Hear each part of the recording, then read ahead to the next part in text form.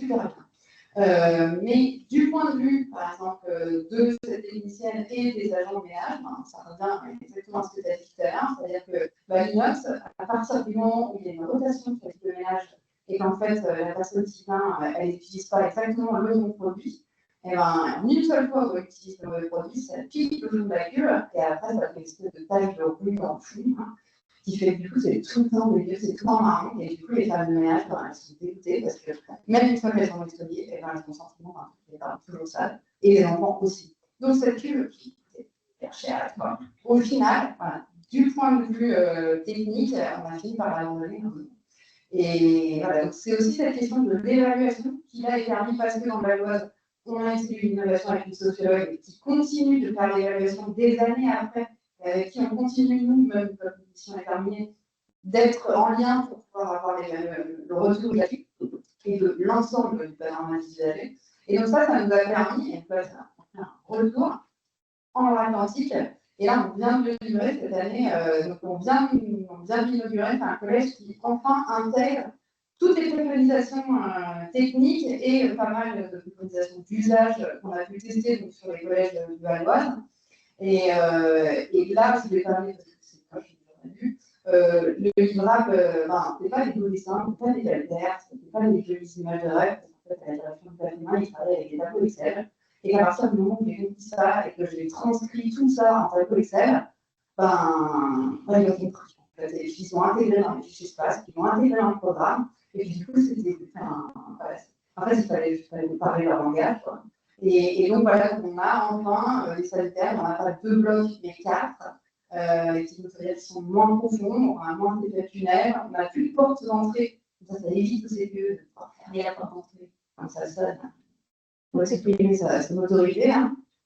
Donc, on a des miroirs qui sont immenses, qui sont dehors. On a des lavabos qui sont grands et qui sont dehors. Comme ça, on n'est plus à l'intérieur du bloc sanitaire pour pouvoir les voir.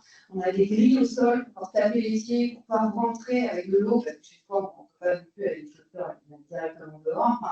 Et à l'intérieur, on a des cabines qui montent avec des cloisons toutes de hauteur. On a un défileur de toilettes qui est double, parce que quand ça se trouve dans un, il y a un ou l'autre. Et puis, on a des toilettes qui sont mixtes, parce que ça, c'est pareil, on a réussi à tester dans certains collèges. C'est hyper vertueux sur l'usage et pour les garçons et pour les filles.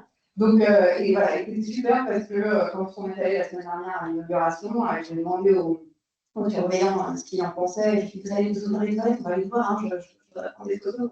Il m'a dit, non, vous savez, c'est des toilettes, en tout cas, plus normal. En fait. J'ai la rue, je n'ai pas, c'est pas normal, c'est le petit dentaire. Mais en tout cas, c'était super qu'ils disent ça, parce que ça voulait dire que tout ce qu'on avait réussi à mettre en place, ça arrivait au bon endroit, au bon moment. Et qu'en effet, on est dans une zone d'éducation prioritaire à l'énergie. Et que la sujet c'est toujours un sujet particulier. Ben là, en effet, on a eu 3 gamines au niveau qui nous ont dit est-ce que ça avait été fini et puis en fait, c'était fini. Au bout de 10 jours, voilà. Il n'y avait même plus ce sujet sur la discipline. Donc voilà, donc quand ça arrive au bon moment, au bon endroit, et quand ça a été bien écouté et bien fait avec eux, c'est tout normal. Quoi. Donc, voilà, le retour, et pour vous dire que ça permet aussi, ce tableau Excel, il permet aussi le passage à l'échelle, et il permet d'intégrer les programmes cadres qui font ensuite les départements, dans Val-d'Oise, entre 1 à 2 collèges par an, et c'est des collèges 600-800 élèves, on a un passage à l'échelle qui est fort. Voilà, il y a même des départements où ça doit juste bien. Trop bien. Alors, pour continuer, on va définir un peu. Il y avait une question peut-être de compréhension, de enchaîner. Il y a des urinoirs ou pas? Non, c'est fini. Non, c'est un peu un sujet, ça d'ailleurs, les urinoirs, on pourra peut-être revenir dessus parce que c'est bien en contradiction avec l'enjeu de collecte sans château et ça, donc on pourra revenir dessus effectivement. Ensuite, je vais donner la parole à Rabia, qui donc, Rabia, il y a un micro en dessous et il faut appuyer sur le petit bouton. Donc, Rabia, une fondatrice du bureau d'études courtoisie urbaine, spécialisée en maîtrise d'usage, et notamment d'ailleurs, qui a été missionnée, la courtoisie urbaine a été missionnée dans le quartier Saint-Vincent-de-Paul par les 2 bailleurs sociaux qui vont, c'est à peu près 40%, je crois, de tous les logements, pour réfléchir à comment les habitants peuvent s'approprier leurs nouveaux dispositifs. Et je te propose du coup d'un côté de nous définir ce qu'est la maîtrise d'usage voilà, dans ce métier, et d'autre part de nous présenter des exemples d'usage en lien avec justement l'éco-conception, comment on veut l'appropriation des dispositifs environnementaux. Voilà, c'est un peu les 2 points sur lesquels j'aimerais que tu nous éclaires. En plus, vous m'entendez bien? Il faut qu'il soit vert, il faut appuyer, il faut que ce soit vert, mais c'est pas forcément. C'est mieux. Bonjour. Donc, oui, alors en fait, bonne nouvelle, moi, j'ai pas de PowerPoint à vous partager, parce que j'aimerais juste vraiment partager une vision. Et nous, on n'est pas prescripteurs, mais c'est quasiment la chance qu'on a. Donc, en fait, nous, on ne va jamais expliquer quelle est la réponse à faire. On réunit des temps de projet, des temps d'échange. On accompagne, et je vais vous expliquer un petit peu comment ça se passe, pour en fait faire converger la prescription avec l'usage et rendre tout ceci durable et pérenne. Donc, courtoisie urbaine, en fait, alors il paraît que ce qu'on fait s'appelle effectivement depuis quelques années l'assistance à maîtrise d'usage. Mais nous, on est un peu comme M. Jourdain parce qu'on ne se rendait pas compte. En fait, il y a 13 ans maintenant, j'étais promoteur immobilier, pas très loin de la caserne de Beaune. Donc, j'avais assisté quand l'article du Monde est sorti où tout le monde était fier. Et on fait partie des gens qui ont livré des immeubles à l'écoquartier. C'était le mec plus ultra. Enfin, on était vraiment fiers comme des papes. C'était extraordinaire. Et bien souvent cet article pour dire, en fait, on a vraiment raté absolument la cible, ni en termes de performance énergétique, ni en termes d'appropriation, rien, quoi. Donc, c'était un peu dur. Enfin, je fais partie de ceux qui l'ont, même si j'étais ni maître d'œuvre, mais quand même, c'était un peu dur parce qu'il y a un sentiment d'échec, en fait. Quand on fait les choses avec bonne foi, avec ses tripes, on pense vraiment que c'est bien et puis on était fiers d'expliquer aux gens comment ils doivent habiter. C'est quand même assez violent, surtout quand on arrive en plus, même dans la tête de bain, quoi. Donc, c'est encore plus insolite. Donc, après 10 ans dans la maîtrise d'ouvrage privée, pour le coup, j'avais un miroir scandinave aussi de par ma vie privée. J'avais un effet miroir de cette adhésion qu'on n'a pas dans nos projets en France.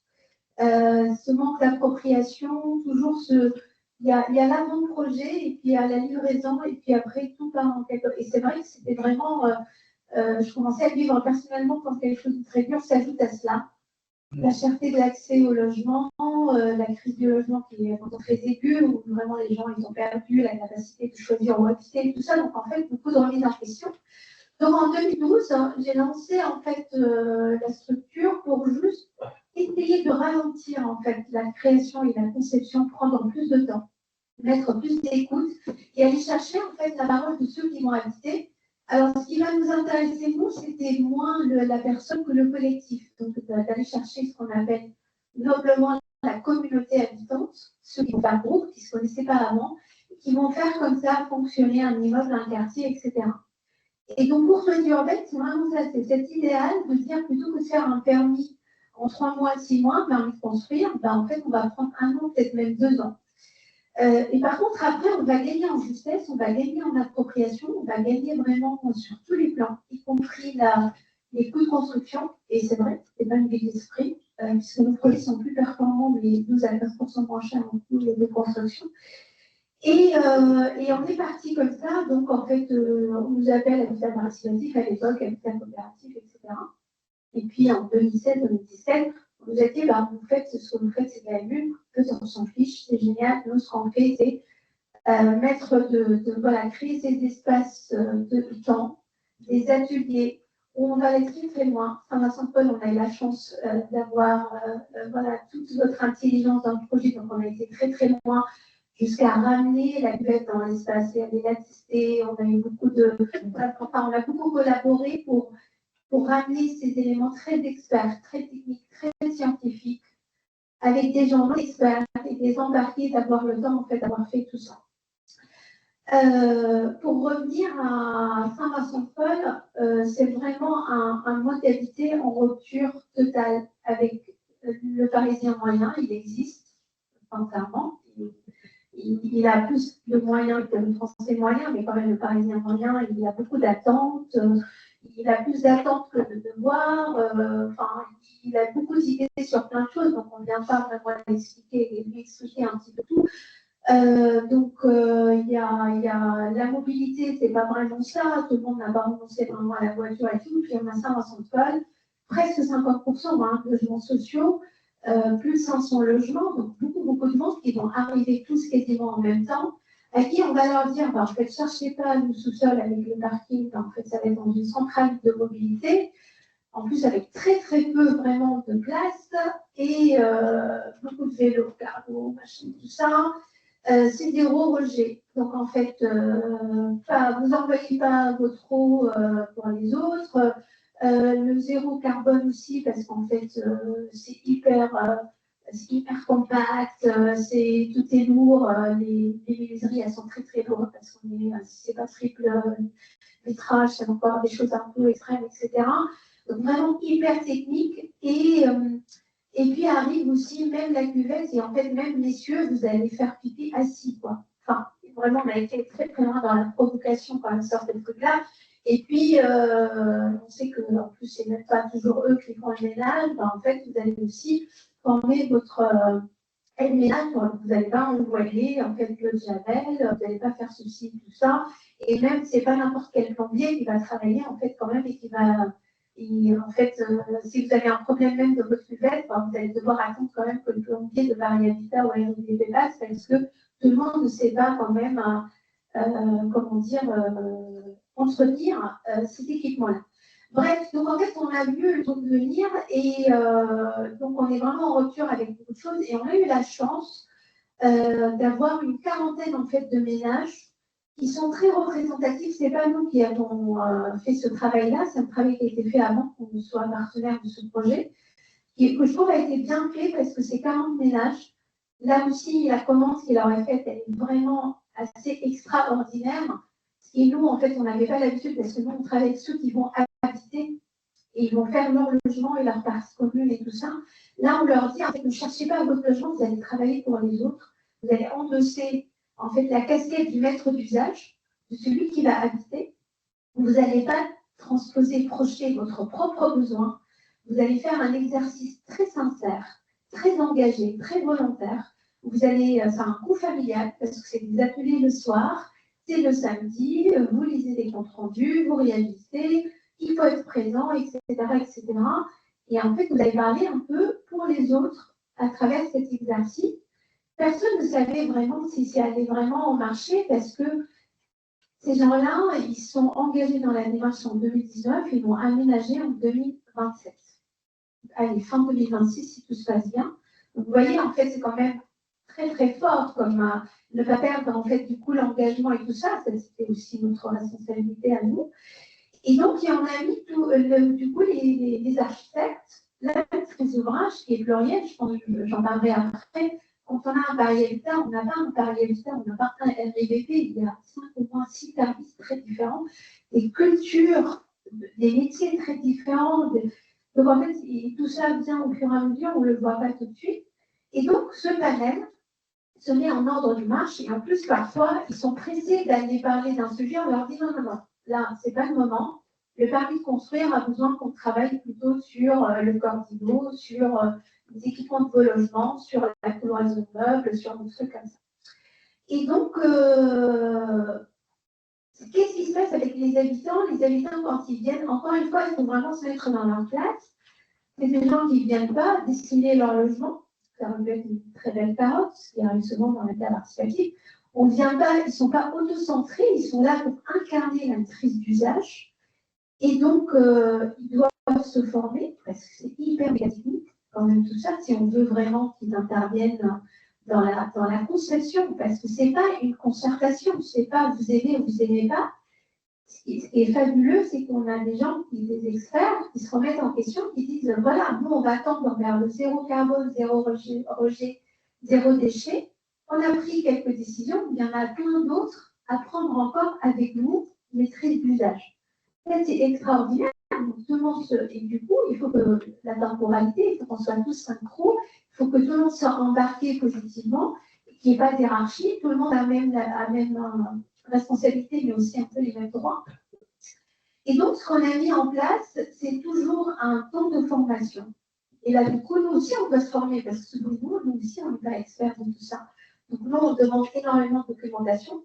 On la vulgarise avec le moins de texte possible, beaucoup donc, de communication accessible, inclusive, parce que nous, on a vraiment un peu de tout dans notre panel, tous les âges, toutes les fragilités aussi, tous les parcours. Le logement social, je pense que vous le savez, ça va du BLAI, qui est vraiment des gens très, très, très modestes. C'est-à-dire si juste avant, ils sont à la rue, ça c'est vraiment le niveau BLAI, à des gens qui sont BLAI, c'est vraiment les gens, enfin, cadre supérieur, qui gagnent plutôt bien leur vie. Tous ces gens-là travaillent, donc du coup, des sensibilités, parfois même politiques différentes, des engagements assez différents quand même et tout ça. Donc, mettre ces gens-là aussi pour faire pour s'exprimer en tant que communauté à distance. Donc, on a ce temps de formation. Quelle est la question qui nous est posée? Les périmètres de décision. On va dire, voilà, en fait, c'est pas à eux de décider les règles, évidemment. Il y a des gens pour faire ça. Mais ils sont là pour s'exprimer sur ce qui a été un peu avancé. Et puis après, on continue les décisions. En tout cas, ce n'est pas vraiment des décisions, on continue un peu vers où on veut aller. Et on a créé ce qu'on a appelé, nous, le carnet de bord. C'est entre le cahier des charges et le compte rendu.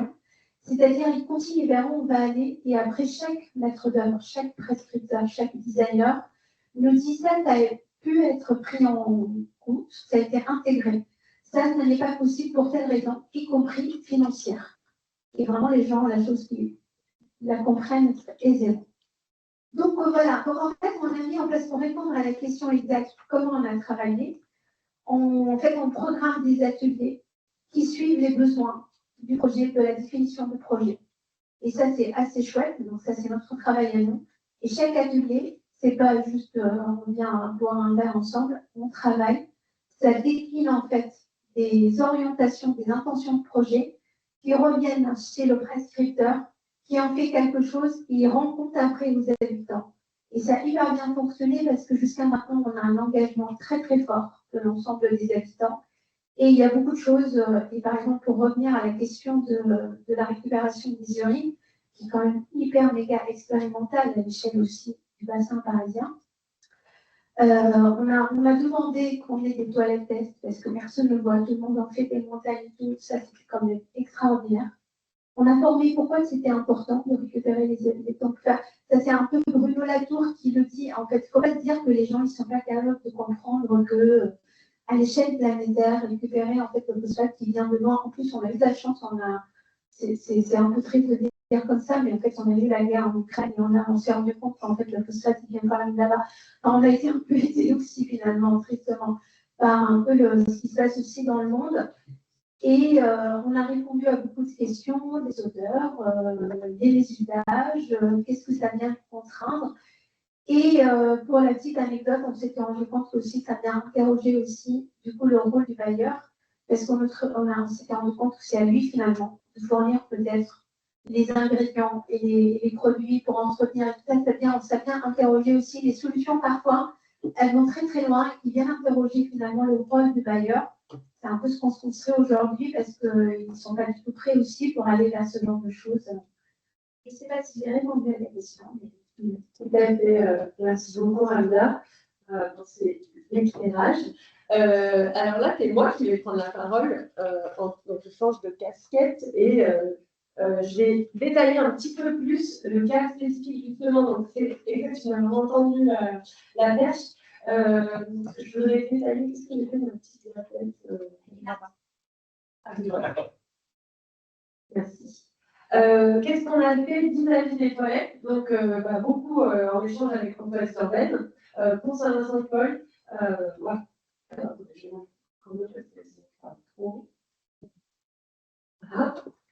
Donc, quand même, pour rappeler les grandes lignes du projet, on est sur un quartier de 3,4 hectares, il y aura 600 logements et donc à peu près 1000 habitants. Alors, j'ai dit 40% de logement social, mais effectivement, ce qui est plus important, c'est pas important parce qu'il y a l'habitat participatif qui est aussi logement social. Il y a 2 bailleurs sociaux qui sont en maîtrise d'ouvrage. Et il y aura aussi une école, un gymnase, et il y aura aussi des appartements en accession classique, donc des copropriétés qui devront se gérer comme des copropriétés normales. Donc très rapidement, je pense que la plupart d'entre vous connaissent les toilettes qui sont présentées aussi dans l'exposition là-bas. Ça, c'est un modèle, en fait, c'est un peu le seul modèle qui a paru raisonnable d'installer parce que on ne voit pas l'évacuation d'urine, l'usage semble le plus inchangé possible. Ça a l'air d'être une toilette normale. Et là, vous voyez bien le fonctionnement avec la trappe à urine dans la paroi. Peut-être, alors, je dirais, une des innovations du système, en fait, il y en a 2. Moi, je trouve, personnellement, d'après les toilettes précédentes qui avaient été conçues, il y a effectivement ce système avec la tipote qui est génial, mais l'autre particularité, c'est qu'ils ont fait un siphon entièrement démontable, très simplement extra. Donc, ils ont vraiment essayé, les concepteurs de ces toilettes, que l'entretien soit le plus aisé possible, parce que oui, il y aura de l'entretien. Ça ne va pas marcher tout seul. Il va falloir faire des choses. Donc, c'est quoi ces choses et c'est quoi les risques et contraintes vis-à-vis de ces toilettes? Parce que même si Tori nous a dit hier qu'elles étaient révolutionnaires, ce qui est probablement vrai, il y a quand même des risques. Voilà, comme en fait, n'importe quel dispositif, il n'y a rien qui fonctionne tout seul. Donc, le premier risque, je dirais, c'est que les toilettes se bouchent au niveau de la zone urine, parce que l'urine précipite, c'est extrêmement minéral comme liquide. Et donc, petit à petit, ça va bien se boucher. Et une fois que c'est bouché, vous pouvez être sûr que vous aurez des mauvaises odeurs. Sauf que si vous ne savez pas que c'est une exploration d'urine, et ça, je pense que c'est le problème majeur qui est apparu dans les exemples de Scandinave, c'est que juste, ça. Et là, on voit en dessous le siphon justement qui peut être démonté si on peut le nettoyer, donc on peut simplement en acheter un nouveau et le remettre. Et le deuxième risque, mais on ne sait pas à quel point c'est un risque majeur, c'est que les gens tous ensemble en même temps au moment du ménage de la javel et que ça vienne perturber le système, la collecte, la transformation en engrais, etc. Donc voilà, ça c'est le deuxième risque. Mais bon, on est quand même sur il y a 600 logements, on peut aussi espérer qu'un ou deux des usages, ça se dilue et finalement ça passe. Donc ça, la sensibilité du système à ça, on ne sait pas encore à quel point c'est important. Alors, du coup, les habitants ont 2 consignes principales dans les logements. La première, c'est entretenir le siphon à urine une fois par mois avec de l'acide citrique. C'est indispensable pour que ça ne se bouge pas, pour que ça ne sente pas. Et la deuxième, c'est pas de produits chimiques ou de javel. Alors, nous, on dit acide citrique pour nettoyer les toilettes, c'est le meilleur truc. On peut aussi utiliser du vinaigre blanc, mais en fait, il y a plein de gens, ils veulent quand même un produit qui s'appelle produit ménager, etc. Et on s'est rendu compte que c'était extrêmement difficile de dire ne prenez pas de produit avec tel élément chimique dedans. Et ça, en fait, les étiquettes de produits ménagers sont illisibles. Et en fait, j'ai découvert qu'il n'y avait pas de réglementation et d'obligation vis-à-vis de la description. Donc en fait, on a décidé, ça c'est avec l'entreprise qui a Bonalexus qui propose le système de traitement, de simplement utiliser des produits écolabels qui en fait garantissent que ça va être relativement biodégradable et donc ne pas perturber le système. Voilà la consigne. Et on a décidé, je l'ai mis quand même, parce que en plus, Agnès, tu l'as rappelé, on a décidé que la question de fabriquer assis ou assise n'était pas une consigne. C'est-à-dire qu'on écrira à des endroits, ça sera su que quand on s'assied, la collecte est meilleure. Si on veut participer à la collecte, il faut s'asseoir. Mais on ne dit pas aux gens, asseyez-vous pour faire pipi. Parce qu'évidemment, on dépasse la limite de ce qu'on a, de la consigne, c'est l'intimité, etc. Donc on s'est dit, ça va braquer les gens aussi. Donc on ne dit plus que c'est une consigne, justement. Simplement, on manifeste que la collecte sera meilleure. Petit détail sur l'entretien du siphon à urine, un travail qui a été mené par Bonalexus, justement, qui est l'entreprise qui va installer le système de traitement, a priori. Ça a été vraiment de développer une pastille d'acide citrique qui va permettre de faciliter ce geste d'entretien une fois par mois. Donc voilà, on ne sait pas encore très bien est-ce qu'elle va être distribuée, vendue dans les supérettes autour. Enfin, c'est encore en cours de définition, mais voilà. Et aussi, il faut impérativement que les gens sachent, et les bailleurs sociaux, etc., que s'il y a des odeurs, c'est que c'est bouché, ou qu'en fait, il faut entretenir avec la cyclique, changer le siphon, etc. Et en fait, j'ai dit que le siphon était génial parce qu'il pouvait se changer facilement, mais quand même, c'est mieux si c'est un professionnel de la plomberie qui le fait, parce que bon, en fait, si c'est mal manché dans le tuyau, bah, là, c'est catastrophique. Donc voilà, tout ça, c'est encore en cours de définition, mais voilà, on travaille sur ces éléments-là. Et pour revenir sur l'ensemble des démarches qui ont été mises en œuvre pour le moment et dans le futur sur la maîtrise d'usage, donc la question de comment ils s'approprient leur de vos toilettes, les habitants. Donc il y a une vidéo de présentation à la fois du projet mais aussi de la problématique environnementale, puisque Rabia a un peu mentionné, et je le redis, c'est que quand même on va chercher à ce que les habitants, qui ne vont pas tous devenir experts de la séparation à la source, mais le plus, ils vont savoir pourquoi c'est pertinent de collecter de l'urine, que ça devient un engrais, mais qu'est-ce que c'est un engrais, mais sinon, quand ça va dans la toilette à château, c'est quoi le problème en fait. Le plus ils vont avoir des idées, même si c'est vague et tout ça, le plus ils vont souhaiter participer, être embarqués dans cette aventure et peut-être même être fiers d'avoir ces toilettes spéciales. Donc, on a fait une vidéo de présentation. Rabia qui a mentionné, on a fait installer la toilette pour la présenter lors des ateliers avec le panel de futurs habitants. Et ensuite, on a fait des ateliers où on leur a soumis nos idées au moment où on va livrer le projet. Voilà, on pense faire ça. Qu'est-ce que vous en pensez? Donc voilà, c'était vraiment riche de pouvoir avoir leur retour avec ce point de vue que Rabia vous a expliqué. Et ensuite, au moment de la livraison, ce qui a été décidé, c'est que tous les nouveaux habitants auront un livret d'accueil. Mais alors ça, pareil, le premier jour de la livraison, super, le livret d'accueil, il est sur la table de l'entrée, mais quid de tous les habitants suivants, des changements de locataires, de propriétaires, etc. Donc ça, il y a vraiment quelque chose à définir avec ce livret d'accueil, et dans lequel il n'y aura pas que les urines. Il y aura tout plein d'informations liées au logement en général. Voilà. Et un autre choix assez fort qui a été fait, c'était de demander, alors ça on a eu la chance d'avoir l'embarquement de la Houghton, donc le fabricant de la toilette, et de Roca, qui est le distributeur français, c'est de dire, en fait, on pourrait essayer d'inventer une signalétique dans le logement qui reste et qui est tout le temps là, et qu'en fait, même si les gens changent, etc., il y a quelque chose qui est gravé dans le mur, et en même temps, c'est un peu bizarre d'avoir une signalétique qui donne des instructions dans ses propres toilettes, donc il y avait un gros enjeu aussi de c'est quoi cette signalétique. Et enfin, l'autre démarche, que j'en oublie peut-être si jamais des personnes du projet sont là et font des choses, il va y avoir pendant 2 ans, après la livraison, un coach environnemental, donc c'est-à-dire des personnes en charge d'accompagner toutes les nouvelles démarches liées à ces habitats particulièrement vertueux dans le logement. Donc pas que les urines, mais aussi les autres sujets.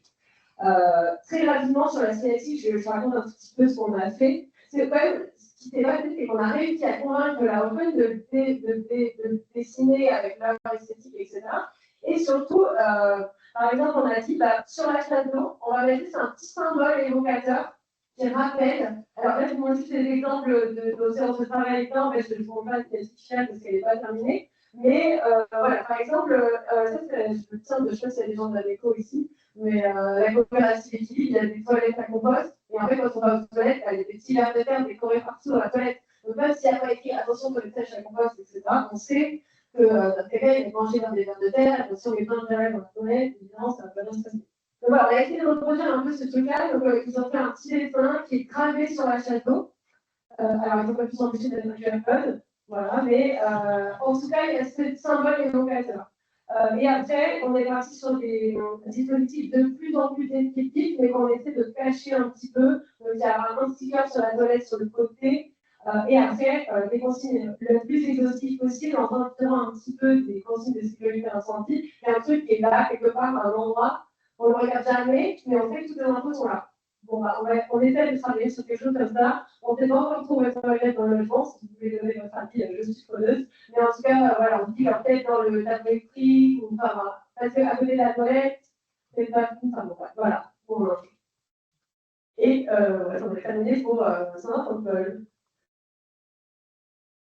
Est-ce qu'il y a des questions sur Saint-Paul sur les deux interventions? Peut-être on prend en tout cas deux questions et après je donne la parole aux autres personnes. Ok, alors oui, par contre, je n'ai pas anticipé la question du micro.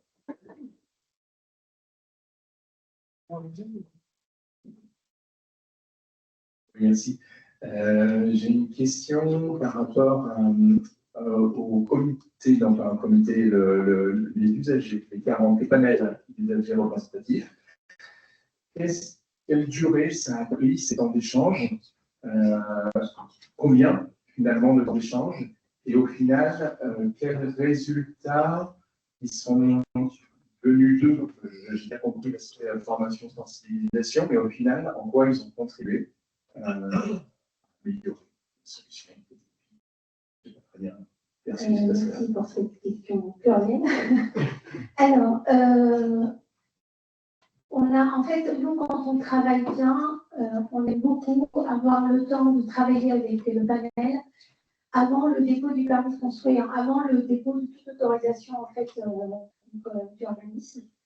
Et ce qui fait que un an avant le dépôt de permis de construire, ensuite accompagner la BSAPD, le PRO, la mise en chantier, le chantier et un an après la livraison, ça c'est vraiment on va dire le cadre idéal pour travailler avec la maîtrise d'usage.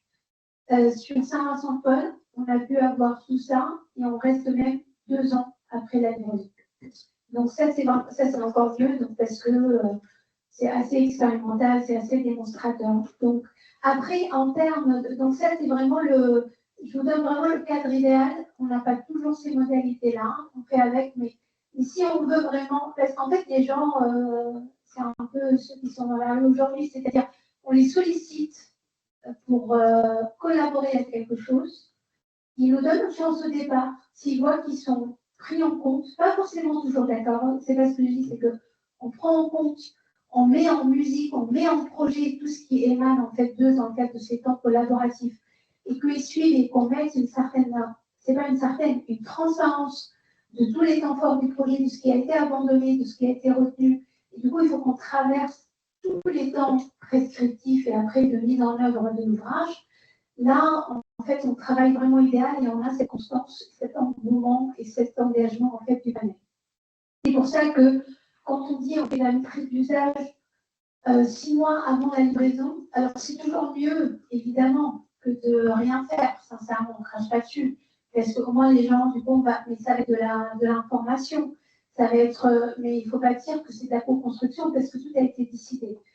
Donc voilà, parce que nous, on est mieux en pompier sur certains sujets où il y a de la biodiversité. Du coup, on a juste fait passeur pour que les gens, en fait, n'aient pas trop de lumière, la une traîne noire le soir dans la copro.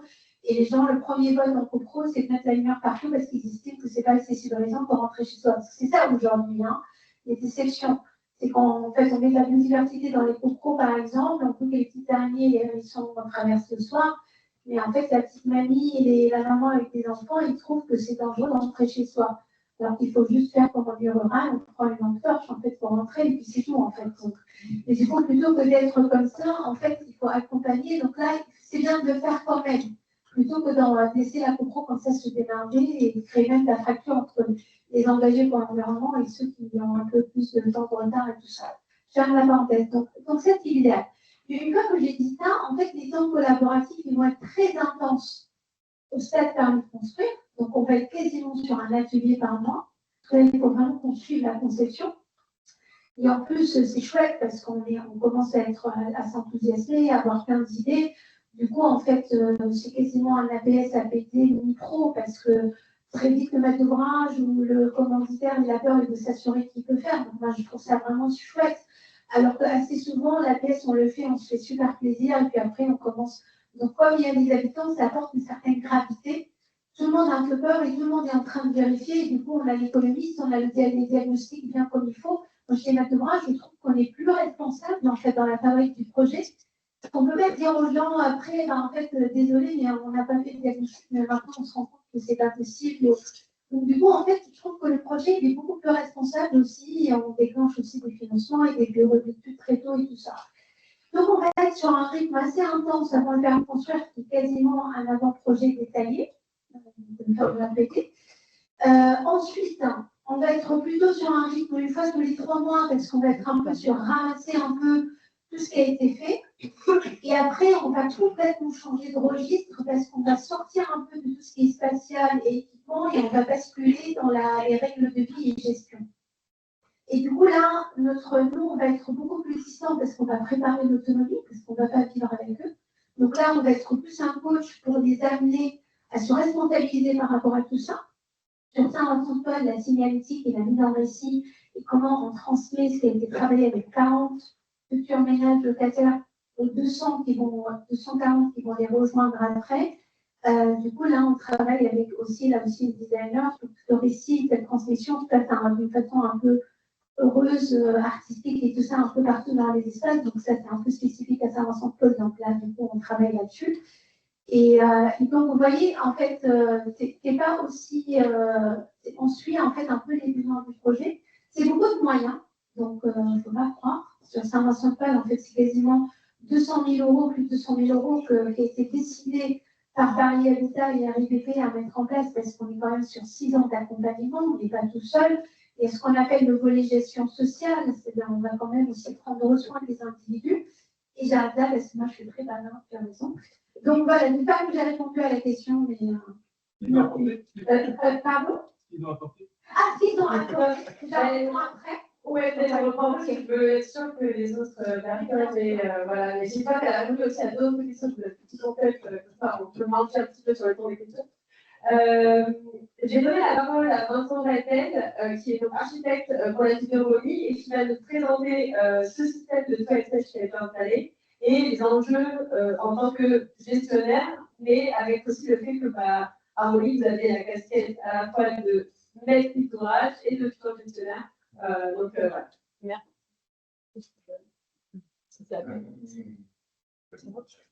Donc, du coup, oui, je fais partie de la direction recherche et innovation en de Rhône-Sous-Bois. Donc, je suis un des architectes de cette direction. Et on est 3 architectes et 3 ingénieurs. Ce qui nous permet d'avoir des compétences internes et donc de faire des projets en interne pour la ville de Rhône-Sous-Bois, exclusivement les projets scolaires, donc écoles maternelles, élémentaires et centres de loisirs. Ça, c'est les besoins. Aujourd'hui, tout le monde a le contexte en tête, je pense.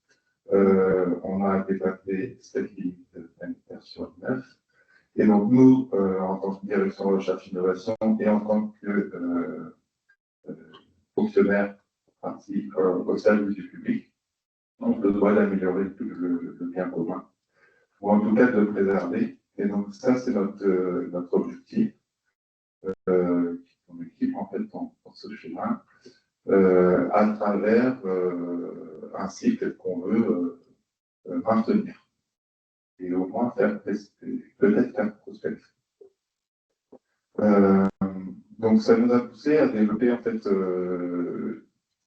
sur les projets qu'on nous demande, on nous commande en fait des projets et un de ceux-là c'était le centre de loisirs Jacques Chirac dans lequel on a mis pour la première fois des toilettes sèches. Ça nous permet de développer des axes de recherche et de mettre en place, en sachant que nous, on est là à la conception, à l'exécution et après la livraison.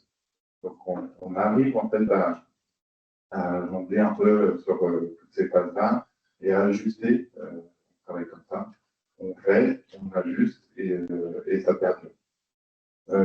Et là, sur le centre de loisirs Jacques Chirac, donc c'était la pose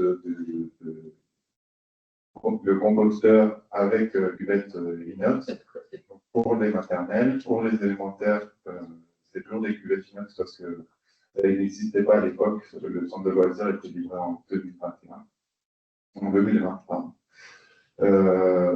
Et donc ça n'existait pas les cuvettes céramiques avec abattant. Donc on avait ce faire, on va dire, avec la direction de l'éducation, puisqu'on a pris la décision, nous, en tant que concepteurs, de poser ces toilettes. La direction de l'éducation n'ayant pas d'exemple, était un peu craintive. Mais en étant là après, en fait, on a pu rassurer la maîtrise d'usage. On met aussi en place, enfin, voilà, c'est un des axes de notre travail, mais aussi on réfléchit sur la ventilation du bâtiment, sur l'emploi des matériaux, l'isolation, la résilience estivale, la gestion des forêts. Et en fait, à chaque fois, on regarde l'emploi des matériaux avec sa filière qui est rattachée. Et donc, c'est pour ça qu'on s'intéresse aux toilettes sèches, parce que derrière, il y a la filière qui nous intéresse, qu'on voyait très simplement présentée dans le logo tout à l'heure, où en fait, c'était l'idée de revenir au champ et de nourrir et pourquoi pas faire pousser de la paille et d'utiliser pour des cercles qui se croisent. Et puis là, je vais faire un zoom sur le centre de loisirs Mermoz qui a été livré en 2024. Donc pareil, on teste plusieurs choses. À la ventilation naturelle, on a poussé un cran pour reprendre les calories du sol. Donc l'été comme l'hiver, pour soit réchauffer le bâtiment, soit le rafraîchir. Il y a eu un travail aussi important sur l'ajout de terre crue dans le bâtiment pour améliorer son confort d'été. Et là, les toilettes sèches, en fait, on a aussi développé sur le fait qu'on récupère les urines. Donc à chaque fois, on y va un peu comme des aventuriers. Et c'est vrai qu'on manque de se faire entourer. On profite pour faire un petit clin d'œil. Il y a pas les têtes qui est dans la salle, qui nous a bien aidé après, notamment pour le centre de loisirs Jacques Chirac. Et pour là, le Mermoz, en fait, je fais un focus sur Mermoz parce que le centre de loisirs qu'on a eu en 2024, en février, il est passé en école élémentaire en septembre 2024. Et ça, on n'avait pas anticipé, l'éducation l'avait en tête, mais enfin, voilà, on n'avait pas vraiment ce changement d'usage qui implique une utilisation des toilettes sèches beaucoup plus forte, parce que les élémentaires sont là beaucoup plus souvent que les élèves en centre de loisirs, que les périscolaires, donc là, des ventes scolaires, et du coup, les toilettes sèches, nerveuses, élémentaires sont utilisées toute la journée, avec de petites fréquences. Ils sont en lien avec la cour de récréation, donc dès que les enfants ont un moment, ils se servent de ces toilettes. Et c'est ce qui a fait que, en fait, entre février 2024 et aujourd'hui, et juillet 2025, on a eu un souci de bouchon. Donc voilà, on va parler de ce qui ne va pas. Donc je ne comprends pas. Donc ça c'est développé. Le fait aussi que nous, maîtrises d'œuvre, on n'était pas assez présents avec quelques maîtrises d'ouvrage sur l'opération. On a laissé tranquillement les composteurs faire leur travail, comme ça a été fait sur le centre de loisirs Jacques Chirac, sauf qu'avec le changement de fréquence, et en fait, il ne fallait pas laisser tranquillement faire son travail, il fallait intervenir, remuer un peu la matière, surveiller si justement l'usage était. Et donc là, quand les Delco étaient là, pour nous aiguiller un peu sur des choses à faire. Et donc là, j'ai mis 2 frises en bas de slide sur ce qu'on a fait, donc avec le rouge, boucheron juin 2025, et ce qu'on aurait dû faire peut-être avec contacter un prestataire qui s'occupait de l'entretien des toilettes, faire ce marché, puis qu'on est dans la fonction publique, tout ça prend du temps. Et donc après, avoir un prestataire qui soit dédié. On l'a fait plus ou moins, mais on arrive à s'en sortir, mais voilà, en communiquant, en étant entouré, mais sans vraiment formaliser les choses. Et donc, ce que j'ai envie de faire, c'est formaliser les choses. Donc, on a fini par avoir le contrat d'entretien avec Toilette Tempo. À droite, Est-ce que je peux ajouter un petit complément pour laquelle, pour les personnes qui peuvent être près des toilettes, il faut donc aérer le compost comme un compost normal, ouais, régulièrement. c'est ça. Mais donc l'entretien dans les mentionne, et quand on parle, c'est cette aération. Oui, c'est ça. C'est qu'en fait, c'est des composteurs, donc la matière se dépose à un endroit, et il faut de temps en temps déplacer cette matière pour permettre qu'elle se composte et l'apport de nouvelles matières. Donc, oui, là, du coup, on était en juin 2025, on avait marché en mai, hein, moi, 13 mai, ça fait et à droite, les toilettes qui sont condamnées parce qu'en fait, ça devenait pas tenable ces toilettes donnent directement sur le réfectoire. Donc, c'est un peu délicat de prendre le goûter vraiment. Donc, les équipes ont déménagé. On a pris un temps pour justement que le compost se fasse correctement. Et à la rentrée, là, tout ça bien pour le moment. Voilà.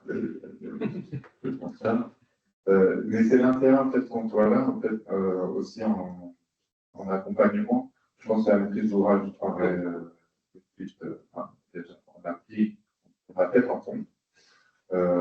Donc, on a pu rassurer la maîtrise d'ouvrage comme on a pu, voir avec Colette Emco comment on peut s'organiser, nous mettre la main à la pâte, clairement, parce qu'il fallait intervenir tous les 2-3 jours, et puis communiquer aussi avec les équipes de ménage, les équipes d'usage, enfin, voilà, les enfants, les enseignants, les animateurs, tout le monde qui se rend mal en fait dans ce problème-là. Il faut dire qu'aussi en juin, il y a des tricheurs qui arrivaient. Et en fait, en étudiant la chose et en venant régulièrement, on s'est rendu compte de certains problèmes, certains dysfonctionnements en fait, sur place, parce qu'on s'est tout de suite dit, nous, on n'a pas entretenu, donc c'est de notre faute. En fait, on voit aussi que dans l'usage, il y a des petits dérapages, et notamment on a analysé donc, ce changement d'usage élémentaire, sans de l'os élémentaire. Mais aussi, on a vu qu'il y avait une fuite sur un robinet, personne ne disait rien. Et en venant régulièrement, en fait, on voit que tous les 2 jours, il y a de l'eau à un endroit et les moucherons qui vont. Il y avait pas de papier toilette dans les toilettes des filles. Il n'y avait pas de poubelle. Donc, on retrouvait plein de choses dans les composteurs. Le papier essuie-main était dans les composteurs parce que ça remplaçait les papiers toilettes. Et le papier essuie-main, il prend plus l'urine que le papier toilette. Enfin, voilà, il se décompose moins vite. Et donc tout ça, en fait, ça a permis d'échanger aussi avec les équipes sur place, de régler le problème, enfin, d'essayer, en tout cas, d'initier, de montrer qu'il y a ces problèmes-là qui sont sur les radars, parce que tout se passe très bien pour tout le monde, sauf que il y a ces moucherons qui se développent, et donc on voit un peu toutes les problématiques qui en découlent. Et donc nous, on tire des leçons de ça, on fait, l'idée c'est de faire de la communication auprès des enseignants et des directions, et de mettre de la signalisation en place. Là, on est dans l'aspect dans ce milieu rapprochement. Donc, on a ce projet-là qui vient de venir, pour rectifier, et puis on s'équipe donc là, on voit le faire à droite et à gauche, et on s'équipe de matériel avec pour entretenir et pallier même à des différentes problématiques. Là, je montre les toilettes vues de rez-de-chaussée élémentaire. Donc à gauche, c'était en juin, on a tout calfeutré, mais on s'est rendu compte qu'il n'y avait pas de poubelle, pas de papier toilette. Aujourd'hui, on n'est pas loin de cette. Il y a une poubelle, mais il n'y a pas de papier toilette encore. Nous, on a mis une affiche en place parce qu'on s'est dit que pour toucher les élèves, en fait, si personne ne leur dit effectivement qu'il y a un on voulait que ça passe tellement inaperçu que c'est vraiment passé inaperçu. Et que du coup, il faut quand même communiquer auprès des usagers qui sont directement les élèves. On a communiqué auprès du personnel de ménage, avec des produits pour la qui étaient déjà développés sur la ville, etc. Mais en fait, ceux qui utilisent le lait de collecte le plus souvent, bah, ils n'ont jamais touché. Donc, on a trouvé juste ce moyen pour le moment, en essayant de aussi que ça passe par la pédagogie, parce que l'idée, c'est que les enfants soient conscients de ça. Et voilà, je crois que je vais balayer tout. Merci beaucoup. Merci pour l'instant. Je vais rapidement passer à Bruno parce que évidemment, je suis en retard. J'aimerais donc que Bruno nous parle de son expérience. Alors, tout sur l'endos, c'est la casquette d'habitant. Donc, tu peux assez rapidement, si tu veux, me raconter comment tu t'es dit chez toi, enfin, quel est ce projet auquel tu participes. Mais moi, ce qui m'intéresse, c'est en fait, la fois, j'aimerais qu'on discute, c'est qu'est-ce qui, selon toi, permet l'adhésion des participants au projet dont tu fais partie. Comment on peut imaginer répliquer ça avec d'autres gens avec peut-être aussi différents degrés d'investissement, puisque peut-être que l'investissement est très important. Voilà, comment tu imagines qu'on peut embarquer les gens dans une aventure, si c'est la même, une aventure similaire, où et donc prendre le temps, et tu connais déjà en plus de par ton métier les problématiques d'habitat et ça. Donc voilà, c'est. Merci Élise. Alors moi, c'est vrai que j'ai la chance depuis 2023 de participer à ce projet en ligne, donc à Châtillon, et donc dans un habitat, je peux dans un habitat collectif, enfin un appartement. Et donc comment ça fonctionne déjà, je vais vous parler de ça, c'est que chez moi, j'ai ça, un bidon, alors c'est un bidon de récup avec un entonnoir. Et donc c'est super simple, ça c'est à côté de mes toilettes, donc on est trois dans la maison, donc je suis avec deux filles, ma femme et puis ma fille. Et donc, moi, j'ai ça à côté des toilettes, et pour faire pipi. Je m'assois sur les toilettes, je fais pipi debout. Je reviens à faire pipi debout, grâce à cet entonnoir. Donc, voilà. Alors, ça prend, on va dire, 5 à 10 jours pour se remplir. Ça dépend, voilà, si on est à le week-end, si je suis en télétravail ou en télétravail. Et une fois qu'il est plein, alors, c'est pas la collecte à domicile, c'est moi qui vais. Alors, c'est à 5 minutes de chez moi à pied, donc c'est très pratique. Il y a ce fameux point d'apport, donc qui est juste à côté de l'endroit où il y a toute la map. Je faisais partie de la map, hein, c'est dans le cadre de la map que ça a émergé. Et donc, c'est juste à côté de la map. Et donc, je vais vidanger ce bidon. Donc, il y a un système assez hostile aussi, où il y a une bouton. On met la pompe dans le bidon, on appuie sur un bouton. Et puis, le bidon se vide et je reviens chez moi. Alors après, je lave mon bidon, je le profite pour arroser mes plantes. Enfin, tout ça, pour moi, c'est complètement transparent. C'est-à-dire, je ne rajoute pas de gestes. Effectivement, une fois par semaine, une fois tous les 15 jours, je vais faire 15 minutes pour aller vidanger, ce qui n'est rien du tout par rapport à plein de choses qu'on fait. Et donc, voilà comment ça fonctionne. Et je suis super content que ça soit ça, ça soit super simple. Et donc, pourquoi je fais ça aussi? Parce que je pense que je suis assez militant pour ça, donc je fais tout ce qui est possible à faire pour aller bien dans ma tête, pour que la planète aille bien, voilà, et pour plein d'enjeux. Et ces enjeux-là, donc effectivement, il y a l'enjeu d'économie d'eau, qui est un premier enjeu, parce que moi, je suis arrivé avec tous mes usages, on est trois, on consomme 100 litres par jour. Donc, il n'y a pas que ça qui fait compter la chasse, mais il y a plein d'autres gestes que l'on fait. Les économies d'eau, donc voilà. C'est aussi la question de.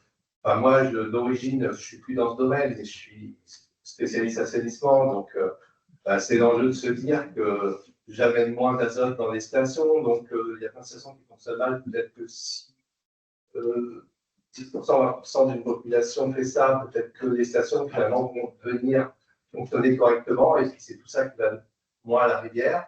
Et puis, il y a cet enjeu aussi, donc ça, c'est les enjeux environnementaux. Et puis, il y a ces enjeux aussi, moi, je suis très sensibilisé. C'est vrai qu'on est dans un monde qui va mal et tout ça, et je me dis, je n'ai pas envie de contribuer à enrichir des pays qui, finalement, se servent de leur argent pour des choses très néfastes. Et donc, le fait que ça permet de se passer d'engrais azotés qui sont fabriqués à partir de gaz, donc moins d'émissions de carbone, et du coup à des pays qui utilisent cet argent pour faire ce qu'il ne faut pas faire. Donc je me dis que ça fait aussi un geste positif. Et donc ça, voilà, c'est ce qui fait que je me suis engagé dans ce projet, que c'est absolument, enfin, moi, c'est pas du tout une contrainte. Et puis aussi, ce qui fait que je me suis engagé dans le projet, c'est qu'il y a une super équipe locative. Enfin, c'est super agréable voilà, d'échanger. Et ça fait aussi partie. S'il y avait des gens qui faisaient la fête en dedans, qui disaient qu'on faire ci, qu'on faire ça, vous faites pas bien, c'est sûr que voilà, ça ne compléterait pas. Et donc, le fait voilà, que Louis, toutes les personnes d'Ocapi avec qui on a l'occasion d'échanger, c'est super agréable de faire partie voilà, de cette dimension. Donc, je m'arrête là. Oui, tout à fait. Merci beaucoup, Bruno. Donc, je passe aux questions. Si on peut dépasser 2 minutes pour le repas ou pas bon, voilà. Pour les questions, il faut faire sur les dates. Non, bon. Ah, oui. Peut-être tu vas parler fort. Oui. Bon. Jean Canet, PM Compose. Moi, j'avais une question sur Saint-Vincent-de-Paul. Je voulais savoir si il était prévu que les habitants aient un retour en fait sur les urines collectées, etc. après la mise en œuvre, peut-être pour reboucler et avoir une sorte de contrôle et de maintien de l'intérêt. Alors, c'est pas encore défini comment, mais oui, c'est une des pistes aussi. C'est vrai que je l'ai pas mentionné. On s'est dit qu'il fallait mettre en valeur cette usine, c'est-à-dire que comme elle va être dans le quartier, tous les soirs, ce soir en fait, on va quasiment passer devant. Et donc, on n'oublie jamais qu'elle est là, elle est à côté, etc. Et peut-être une fois par an, il y a une fête, une fois par an, on distribue de l'engrais, peut-être il y a un endroit où il y a écrit combien elle a été produite dans l'année, etc. Donc oui, ça va faire partie des dynamiques. Tout à fait. Oui, j'ai une question pour Louis Surbois sur du coup, la gestion de compost en fait. C'est-à-dire à quelle fréquence c'est vidé et est-ce que c'est utilisé sur les espaces locaux, enfin, voilà, sur la fin de la... Oui, alors ça n'a pas été encore utilisé. Du coup, je dirais que 2020, ça prend tout, enfin, ça composte. Et enfin, une fois à la moitié des compost. Et la question des espaces verts, en fait, ça on l'a mis en avant au début. Et les espaces verts nous ont très vite dit qu'il y avait trop de compost sur la gauche. Donc, ça ne serait pas utilisé sur la gauche.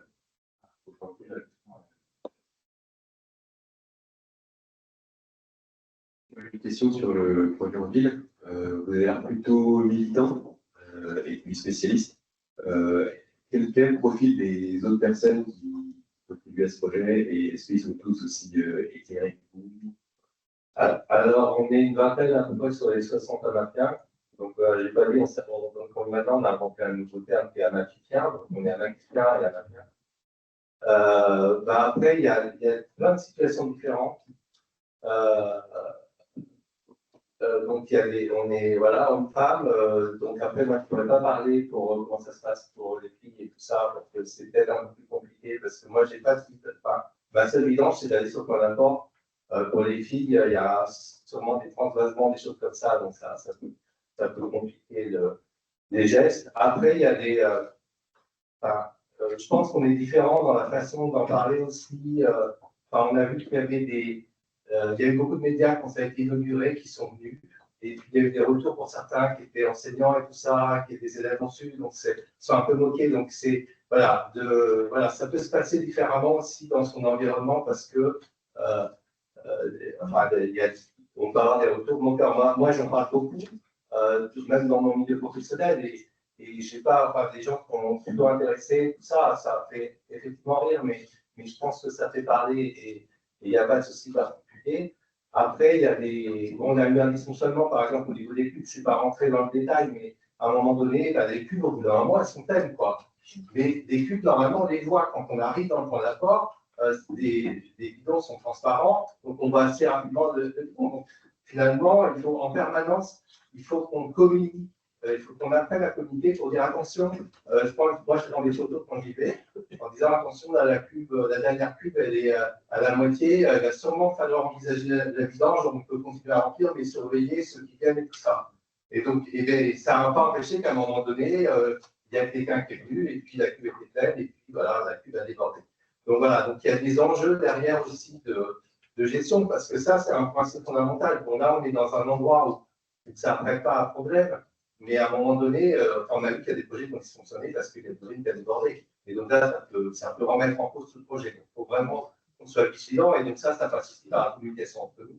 Donc ça, c'est un enjeu particulier. Et juste à propos des autres usagers, il y a eu une étude menée par Marine Legrand qui a interviewé un certain nombre de participants. Donc, elle n'a pas tous les profils des gens, mais elle a questionné justement leur motivation, leurs contraintes, comment ces personnes elles vivent cette expérience avec le reste de leur entourage, les invités de la maison, etc. Et je pense que c'est en ligne, et si c'est en ligne, on va le mettre en ligne rapidement. Donc voilà. Petite question pour M. Danville. Il y a déjà un micro qui a été donné. Oui, mais j'avais levé ma main il n'y a pas quelques temps déjà. Si vous m'entendez bien, c'est comme c'est sur le même sujet, juste vous avez employé deux une femme et une fille. Elle ne participe pas parce que justement le dispositif que vous avez ne le permet pas ou bien. Bah, je pense que c'est le fait que ça soit plus complexe et donc pas envie de s'y mettre. Voilà, c'est comme ça. Mais c'est plus complexe pour les filles. Et donc, voilà. Posé comme dispositif pour les filles. Oui, tu vas peut-être. Oui, j'ai répondu à cette question. Donc, la manière dont on a fait le projet, c'est que tout a été proposé aux participants et c'est les participants qui choisissaient les dispositifs qui utilisaient le protocole qui était développé. Moi, je n'ai rien imposé. Après, on a commencé par travailler avec les objets existants. Donc, j'ai fait très peu de conception au début. J'ai regardé tous les objets qui allaient dans le commerce qu'on pouvait mettre à disposition des participants. Et effectivement, pour les femmes, il y avait très peu de choses vraiment pratiques. Donc, pour le moment, la chose qui a été décidée avec les femmes qui voulaient participer au projet, c'est qu'elles recueillent leur urine dans un objet, alors qu'il a qu'elles choisissent tous des objets différents. Il y a plusieurs sortes, certains qui sont dans la toilette, certains pour faire plus de goût et ça. Et après, elles le versent dans l'entonnoir que vous avez trouvé. Donc voilà, ça c'est le dispositif pour les femmes. En fait, ça a été, on va dire, la première étape, parce qu'il fallait très rapidement pouvoir avancer quelque chose. Parce que pour l'instant, tous les garçons du projet, ils avaient déjà rempli rapidement. Voilà. L'objectif, là, c'est qu'on va travailler dès la semaine prochaine à définir, à concevoir des objets qui soient plus confortables et plus pratiques pour les femmes et qui vont permettre d'essayer aussi d'inclure ces personnes-là dans le projet. C'est ma question, donc ça tombe bien sur les films. J'en ai une autre au niveau de l'odeur. Alors, ce qui peut arriver, c'est que quand, par exemple, on va partir une semaine en congé et que, c'est plus bidon, on va le laisser sans qu'il soit fini. C'est-à-dire que je parlais de 5 à 10 jours, mais si on prend un bidon qui a peut-être 15 jours, tout ça, ça va se sentir plus. Donc là, après, moi, j'ai la chance d'avoir 2 toilettes. Si à un moment donné, j'ai une remarque, je vais le placer dans l'autre toilette où ma femme ne va pas et tout ça. Mais c'est vrai que ça peut, voilà, mais ça sent au moment où, voilà, on urine. Et une fois qu'on a remis et que la ventilation, voilà, ça finit, ça s'en va. Et même le point d'apport, ils ne sont pratiquement pas le point d'apport. Enfin, moi, je pense que c'était une question qu'on avait, mais finalement, ça se passe super bien. Le système qui a été mis en place, hein, et en ligne, on peut le reposer à tout ça, c'est super pratique. Et j'en profite pour vous dire qu'il va y avoir une visite. Il y a un point d'accord volontaire de ligne qui a été installé sur le campus. Et donc, entre midi et 2, là, aujourd'hui, ainsi que demain, vous pouvez visiter cet endroit. Donc, ce n'est pas exactement le même, puisqu'il y a une pompe manuelle au lieu de pompe électrique, mais vous verrez aussi à quoi ça ressemble et comment ces filières sont faites. Je profite que j'ai le micro parce que je suis aussi l'utilisateur du bidon et donc je confirme ce que dit Bruno. Il n'y a pas d'odeur. Et puis, pour les hommes, c'est effectivement très pratique. Ma femme, elle utilise la souris. Et pour l'anecdote, j'en ai parlé à ma mère qui dit ah ben moi, il n'y a pas de souci. Elle m'a montré un truc pour récupérer la doyenne. Elle a 87 ans. Et donc, voilà, c'est des choses qui se pratiquent, donc il a se pratiquer naturellement. Alors après, elle va être mais voilà, il y a des systèmes. Et moi, je n'ai pas répondu à la question finalement. Enfin, je vous ai dit, moi, il y a plein d'avantages que j'y vois. Et donc, si on veut que des personnes adhèrent, il faut montrer tous ces avantages parce que du coup, il y en a qui vont plutôt adhérer sur je fais des économies d'eau, il y en a qui vont plutôt adhérer sur le fait que, voilà, le côté azote, peut-être ça sera moins, mais certains, ça sera ça, les émissions de carbone. Et donc, le fait de mettre en avant tous ces avantages, c'est un moyen d'accrocher les personnes en disant je fais ce geste par rapport à ça. Moi, je le fais comme tout, mais d'autres vont faire pour un aspect, et on va appeler les gens pour un aspect. Et juste, je complète, j'ai un potager et donc je fais la fertilisation directe. En revanche, quand je donne mes légumes à mes copains, je dis voilà, Je vais fertiliser avec mon pic. Il y a quelqu'un qui a pas pris la parole. Attends, elle avait demandé. Juste, c'était pour témoigner, parce que moi, je suis d'une fille et je fais la même chose que monsieur dans un bilan. Donc, c'était juste pour apporter un petit témoignage. Donc, en fait, moi, je suis d'avoir une baignoire. Donc, en fait, moi, je m'assois sur le rebord de la baignoire avec derrière le bidon, et ça. Donc, voilà. Sinon, on reçoit, mais tout à fait électrique. Donc, ça n'a que les avantages, mesdames. Et quand c'est possible de faire, il n'y a pas d'odeur. C'est un peu plus compliqué que les toilettes, mais c'est pas non plus. C'est largement faisable. Moi, j'avais juste une petite remarque à faire sur les odeurs. Il y a des odeurs, mais en fait, je pense qu'il y a quand même une acculturation. Et le plus on fait, le plus c'est normal. Hein. Donc, en fait, c'est une histoire d'habitude, comme tout. Mais il ne faut pas dire qu'il n'y a pas d'odeur. Enfin, c'est juste une nouvelle odeur à gérer. Question de principe. Qui fait ventilé à côté des toilettes, de toute façon, c'est les odeurs, c'est les mêmes de petits résiduels d'odeur et tout ça. Enfin. Et puis le bidon avec le système, une fois qu'on met ouverte. Et je connais qu'il y a des habitants qui mettent du vinaigre au fond de leur bidon, et là, ça ne sent vraiment pas du tout. Et ensuite, je crois quand on fait caca, ça sent les toilettes. C'est ça. Et après, une fois que vous avez remis, ça sent plus. La personne a fait une dernière personne pour une question, et après, il faut y aller parce qu'il y a le C'est très difficile. Ah oui. Bon, voilà, il y a plein de trucs à astuces. Donc, on va créer un forum sur Internet pour leur déjà d'ailleurs. Je donne la parole pour une dernière question. Et après, il faut aller déjeuner jusqu'à 13h30. C'est la première visite de site. Et la seconde, elle est à 14h. Donc, vous partez tous ensuite à 14h30 en visite en dehors du banc. Voilà. Moi, avec la première intervention, je trouve ça très intéressant sur le recueil digital, le fait que vous ayez fait le lien avec aussi les techniciens d'entretien entre les habitants et en lien avec les groupes d'habitants complexés sur Saint-Vincent-de-Paul. Est-ce qu'il y a des groupes qui arrivent à demander les futurs habitants, les futurs techniciens, marqueurs, ça tombe à voilà, les collèges qu'on met en place. Saint-Vincent-de-Paul, elles sont aussi techniques avec des châteaux en qualité qui peuvent poser des questions de maintenance. Donc, est-ce qu'on arrive à mélanger dans le recueil des besoins non seulement les habitants, mais aussi les futurs internes? Alors, pour la petite histoire, j'ai d'abord invité à participer à cette table ronde les bailleurs sociaux de Saint-Vincent-de-Paul, donc AMUT Paris Habitat, en disant que c'est génial qu'il y ait des gens qui viennent et qui sont gestionnaires, parce que Paris Habitat et AMUT sont à la fois maîtrises d'ouvrage. Et il y a aussi un autre pôle qui est gestionnaire et qui ont des centaines de milliers de logements en gestion. Et en fait, ça a été difficile pour eux de venir parce qu'on nous dit, mais nous, on ne connaît pas encore bien le sujet, qu'est-ce qu'on va raconter, on n'est pas très à l'aise. Ils ne sont pas voulu venir, et j'aurais dit, mais vous venez en tant que gestionnaire, pas en tant qu'expert de lui, mais en vrai, voilà, c'était pas. Et c'est que cette étape, elle n'a pas encore été faite. Et mon analyse de la situation, alors ça fait depuis 2019 que je dis, il faut faire des ateliers avec les bailleurs sur ce sujet, c'est impératif. Il faut absolument qu'ils aient conscience de comment ça va être géré. Et donc, on ne parle pas que à la maîtrise d'ouvrage, mais aussi aux futurs gestionnaires, c'est-à-dire le pôle, vous appelez ça les chefs d'agence, c'est les gens qui gèrent les bâtiments extra. Et on a toujours, c'est pas le moment, c'est vraiment pas le moment, en fait, la question on n'est pas pu construire soit déposée, etc. Donc, en fait, on va faire que des ateliers avec qu'il y a la conception, les tuyaux, faire des plans, etc. Et la restriction. Et donc, voilà, on est aujourd'hui, et là, maintenant, on va les avoir, on passe sur cette question-là.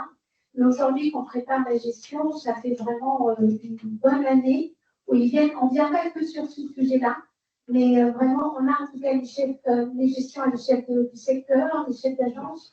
On a même eu le gardien qui était pressenti à un certain moment, donc je pense que tout à vous, vraiment dans le bon sens. Mais ce n'est pas que sur cette question-là. Je pense qu'on traite un peu de tout et ça me permet de répondre à monsieur.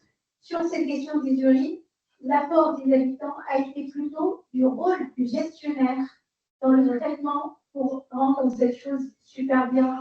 Il fait consensus auprès de tout le monde efficace.